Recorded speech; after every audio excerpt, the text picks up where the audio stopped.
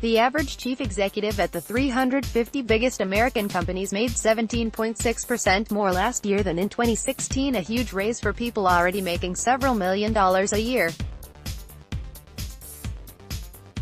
That's according to a new analysis by liberal think tank the Economic Policy Institute, which pegged the average compensation for a CEO at a large company at $18.9 million in 2017, or 312 times the average worker's pay.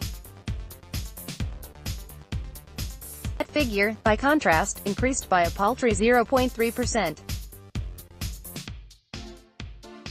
Executives are so rich they are making other rich people look poor, taking home 5.5 times what the average member of the top 0.1% of earners did last year. Over the last several decades, CEO pay has grown much faster than profits, the pay of the top 0.1% of wage earners, and the wages of college graduates, EPI's Lawrence Michel and Jessica Sheeter wrote in their analysis. CEOs are getting more because of their power to set pay, not because they are more productive or have special talents or more education. Sen. Elizabeth Warren, D-Mass, wants to stop this madness by changing whom corporations actually answer to. This week, Warren proposed legislation, the Accountable Capitalism Act, that would require big companies to sign a charter of corporate citizenship, give employees a vote on corporate boards, and limit the ability of companies to buy back their own stock, a practice that was illegal before 1982. By purchasing their stock on the open market, companies reduce the number of shares outstanding, driving up the value of those that remain, inflating the wealth of people who own lots of stock, including CEOs. To that point, the EPI analysis noted that stock awards rather than salary were what drove the increase in boss pay. Corporate executives would be barred from selling any stock they received from the company for at least 5 years, and would have to wait 3 years to cash in after a stock buyback. We need to end the harmful corporate obsession with maximizing shareholder returns at all costs, which has sucked billions of dollars away from workers and necessary long-term investments, Warren said in a press release. Right now, corporations are like the worst friend you have ever had. They only care about themselves and dump their problems on everyone else.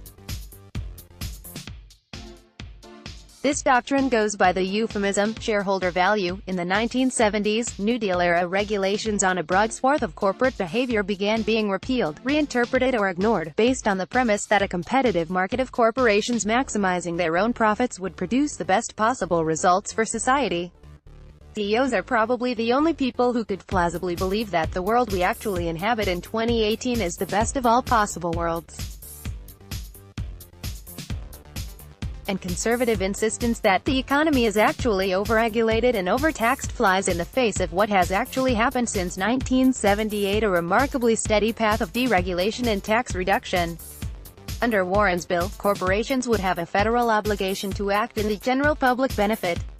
This is in fact a very old idea. When states began chartering corporations in the 1790s, they required corporate founders to show that their firm would fulfill some significant public purpose. In return, the people who started the company would be personally immunized against lawsuits. Aggrieved parties could sue the corporation, but not its owners. Warren would task a new federal regulator at the Department of Commerce with monitoring corporations. If a corporation engages in egregious lawbreaking, the office could revoke its federal charter if at least one state attorney general petitions to have it rescinded. Absent a federal charter, the company would have to either shrink to doing less than $1 billion in business a year, or shut down operations. The act would also require every big company to have its workers elect 40% of the members of its board of directors. Warren's bill stands approximately zero chance of enactment under President Donald Trump, whose recent tax cut prompted a $437 billion wave of stock buybacks, but it's a conversation starter. Download. Do you have information you want to share with HuffPost? Here's how.